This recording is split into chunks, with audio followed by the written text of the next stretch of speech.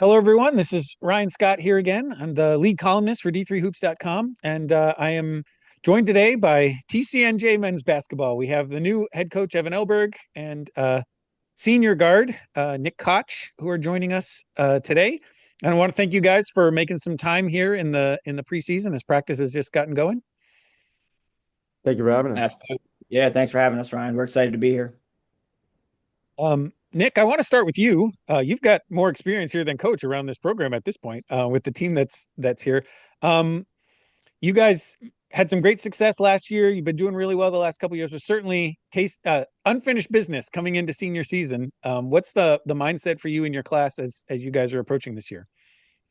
100%. I mean, we are just hungrier than ever. And especially the circumstances that happened last year, we want to carry that on into this year. We don't want to carry that burden, but use that fire, to keep pushing us forward when we're hit adversity at all throughout the season and just, continue to focus on our long-term goals. Your class is kind of unique for the NJAC. We always have younger guys playing, but you and Matt Solomon especially have gotten a ton of minutes from early on. You were kind of the leaders on the floor, starting even in sophomore year, being counted on for a lot of the offense and the defense, that sort of thing. What has it meant to have like two full seasons where you're the leaders on the floor and be able to come into this? How does that affect your confidence and your ability to approach what is a really tough conference? Well, to start off, I'm 100% grateful for all of it, for to have my coaches, Coach Goldsmith in the past and Coach Elberg here believe in me, and look at me as somebody that can influence other guys, either in my class people who are on the floor, sharing the floor with me, and also, people who are just coming in and just to have that leadership role, it's just, it makes me even hungrier as well because then I have to be even better, to influence our guys to be even better. So. And I'm curious, what have you been working on this summer to add to your game? You're pretty well rounded, good ball handler, great scorer, that kind of thing. But what are you specifically been focusing on personally to improve yourself coming into this year? So I would just say for in that aspect, I just, just get my shot even better. I about every day throughout the summer, I made sure to take time in the day to get at least 300 plus shots and just work on, all different types of shooting, say 3 point, floaters, even wide layups or so. But just to keep my game intact, I like, working on the overall. But if I had to focus on one aspect of the game, I would say shooting. Awesome. And Evan coming in, I think when we saw you were the one who was hired, everyone kind of was just like, oh yeah, that's a great fit. You'd spent time around the program, you've been an assistant there before. What was that process like? What does it mean to come into a team that's had success and experience and you got all these seniors ready to go? Yeah, absolutely. It's a dream come true for sure. Full circle moment for me, being an assistant here from 2015, 2019 with Coach Goldsmith and his first 4 years here, really being able to kind of help him lay that foundation of what our culture is and what TCNJ men's basketball is all about. So it's been really fun and really exciting for me to be back now as a head coach, 6 years later, and being able to sit where Matt sat and take on that role is something I don't take for granted and something that is really, really important to me. And I know how hard our guys have worked to put themselves in the position that they're currently in. And I know what it takes day in and day out. And, we're extremely proud of the group and there's still a lot of work left to be done. And we are really excited for the opportunity to, continue to get better every single day and to continue to prove to, the national landscape of how good the NJAC really is on a nightly basis and how competitive it is. And,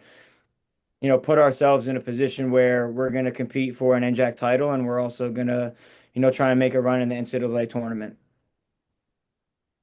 Nick, what does it mean that a coach comes in, maybe you didn't overlap with there, but certainly helped to put together the culture that you've been a part of and helped to extend? What does it mean to have somebody who's familiar with the program at least come in to be your coach? Means a lot.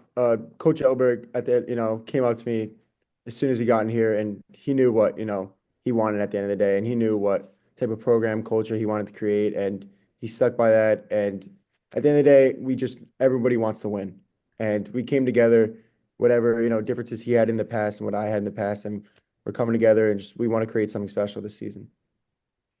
As a player, what does that that search process like? I know every school handles it differently. Do they bring you in at any point? Do you get to sit in on interviews, or is it sort of just like, here's your coach? So for us, we weren't really informed much of who was coming in and out, trying to apply for the job. But at one point we had an idea of the finalists that were, brought in, the final four. And Mhm. when I did see Coach Elberg's name, I recognized it because we did have a past relationship at times. My brother actually, who 4 years older than me, used to play basketball, and he coached my older brother, which is funny seeing that as well. But yeah, when I saw him, regardless, I was ready to get to it for this season. So Awesome. And Evan, how is that process like for you? This is your first head gig. I don't know how many times you've interviewed other places before. What made this a good fit and the place that you wanted to be? Yeah, absolutely. TCNJ is a dream school for me. It's a dream job for me. I'm a New Jersey guy myself to be able to, put my roots down in New Jersey and be able to be here and be committed to the program and to the college. I love the college here. I love the community. We have an amazing campus. We're the number one public school from Maine to Maryland, right? So there's a lot of really good things about the college outside of the athletic department that wins at a really, really high level across the board in men's and women's sports. So you're going to get a top-notch education. You're going to compete in one of the best leagues in the country. You're going to do it on a beautiful campus. So for me, for multiple reasons, TCNJ is a really good spot, and I'm close to family. I'm close to friends. That's really important to me as I progress throughout the rest of my life to be close to family. Family is everything. So, it checks a lot of boxes for me personally and professionally, and I think usually when you're a new Division III head coach, maybe you're not going to take over such a strong program, or you're going to have to take some lumps and bumps early. So again, I'm super fortunate and super grateful to be able to come into a role as a first year head coach and have really, really good leaders and have really, really good players in our program that work tremendously hard. They're intrinsically motivated. They're really disciplined, and they're a bunch of mature young men that want to get better on and off the court. They're going to compete in the classroom. They're going to compete on the court. And I don't have to push them. They're not like wheelbarrow kids where I'm constantly nagging for hard work, for energy, for communication, right? Like they are special individuals. And, 1 through 17, at the end of the day, we and myself have full confidence in all the guys on our program and on our roster. They're here for a reason. We didn't necessarily recruit them, but at the end of the day, like, I have very similar philosophies to Coach Goldsmith, right? Like he's a huge mentor for me. He's one of my best friends. I've learned a ton from him. I continue to learn from him daily. So, our vision and our philosophies kind of align. So, it's been a great experience. It's been a great start. I'm excited to get after it with these guys. They're really, really fun to work with. Our gym is constantly packed with energy and competition. And, it's just an exciting group. And, iron sharpens iron. So, they get better playing against each other daily, and it's just an exciting time to be a TCNJ men's basketball player right now. Yeah, as you said, oftentimes your first gig is coming into a weak team and trying to figure out how are we going to build something here. Now it's sort of like, how do I not screw this up, right? Like, I Yeah, don't want to yeah, get exactly. get in the way Yeah. and add to that. Are there wrinkles, changes that you're bringing into the team for this year, or when you've got such an established group, is it kind of just helping them succeed? Yeah, no, absolutely. I think it's a combination of both, right? Like they have been really successful and they're doing things on both sides of the basketball that work at a really, really high level. So I think for me to come into a group that's already pretty connected and really good at what they do, it would not make a lot of sense to, change everything we're doing.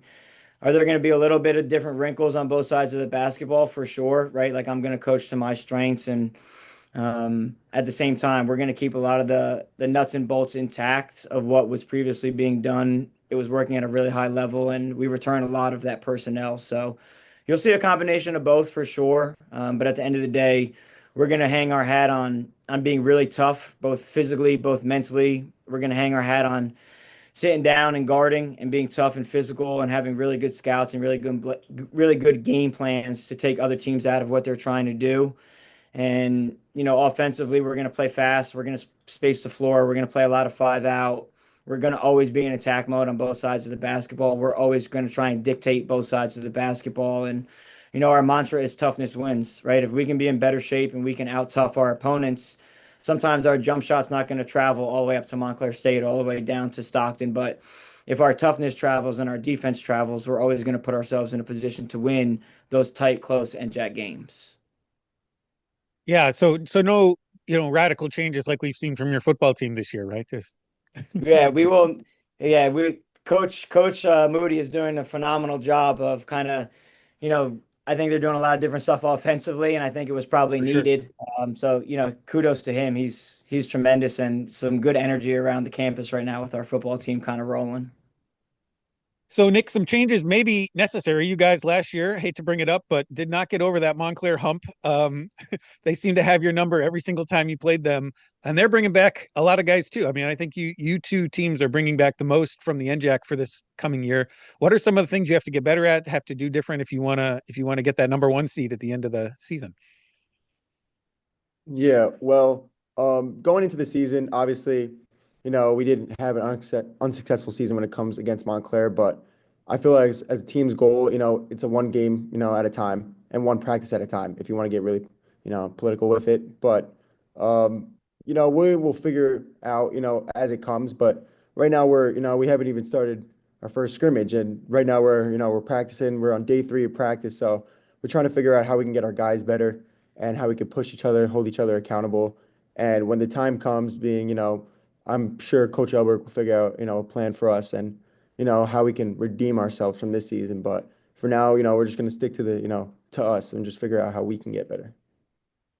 And I'm asking you some of these because I'm sure, Nick, that you've done more scouting on some of the conference opponents than Coach Elberg has at this point.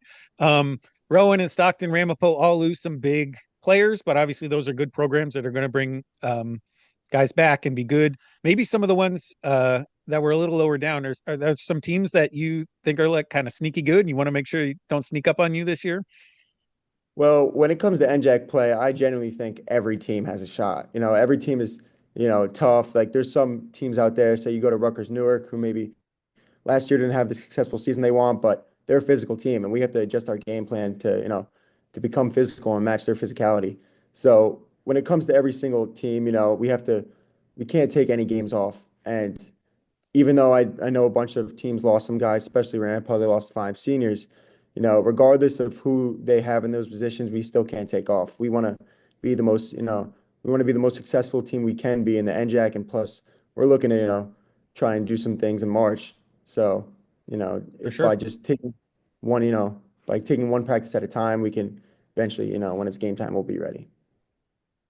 Um, Coach, I know the NJAC. I'm not sure about your uh, specific school, but sometimes you can still do some recruiting through the summer. Were you able to jump into the New Jersey scene and get some guys in this year, or is that still looking to next season for your first class?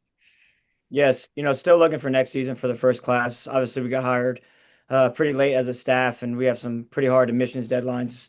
So we weren't really able to get in anyone else. But at the same time, it wasn't really a thought or a concern for me, just because being close with Coach Goldsmith and the previous staff, and knowing some of the guys on the current roster, I know that we had enough here, more than enough here to be able to compete in the NJAC and nationally. And I really wanted to keep this group intact. I think we're one of our greatest strengths is our connectivity and our brotherhood within our program. And I didn't want to touch that or bring someone into the locker room that our guys didn't know or I didn't really know personally all that well, right? So to maintain our locker room and our integrity throughout, I think was really important for us. So we're focused on 2026, and obviously we're going to lose a lot with this class. So having that 2026 class and being having a good class is important to us. But at the same time, we're focused on 1 through 17 on our locker room right now, getting those guys better every single day. And we're super committed to this group right here, right now. And we have more than enough to kind of do what we need to do.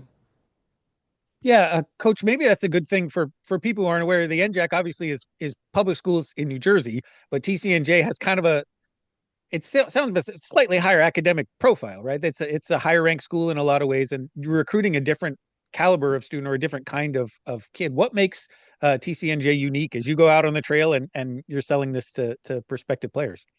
Yeah, absolutely. I think, like you mentioned, TCNJ is definitely we're a little biased, right? But I think it's the strongest academic school in the league, in the NJAC, and I think we offer a lot of different courses, and we're very attractive for primarily New Jersey residents, right? You're going to get an unbelievable value for your education. You're going to get that in-state tuition.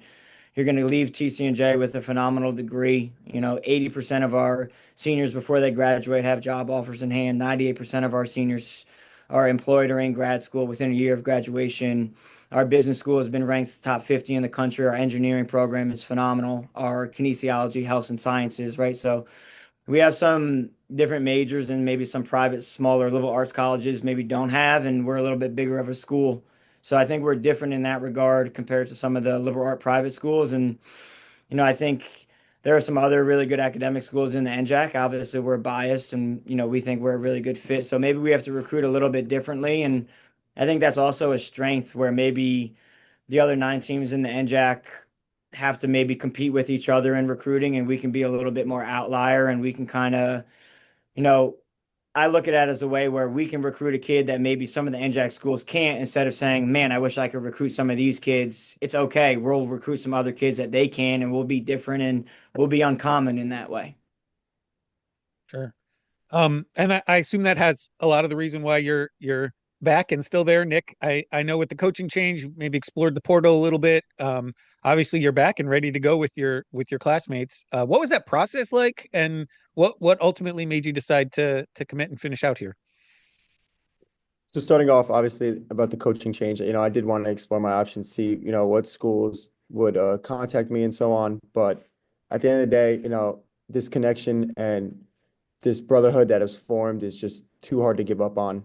And the not even on the court, but off the court, the friends I've made and the connections I've made for the future are just, something I don't think I could give my last year up for. And regardless of basketball, I have, I just like being around the people on the court as long as off the court. So I just think, even though off the court I like being with them, on the court I feel like we do have a year upcoming where we can make something, special happen. And I wouldn't want to do it with any other people.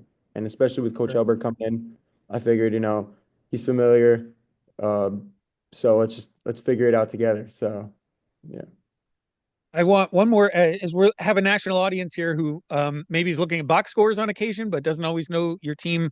Matt Solomon is another name that people are going to hear. One of the top players, another senior coming in. Nick, what makes him fun to play with? What are his strengths? What should people be looking out for when they tune into your games? So yeah, Matt Solomon is one of a kind human being in my opinion, even off the court as well. I'm still learning a lot from him every single day.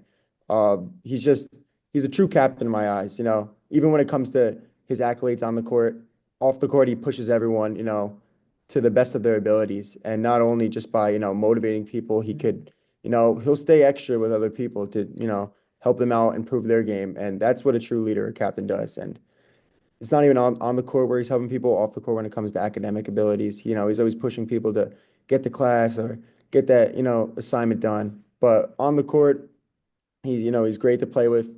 He always holds everybody accountable, even himself, which is I think is a big, importance as a leader, because if you're holding yourself accountable, it influences other people on the team to hold themselves accountable as well.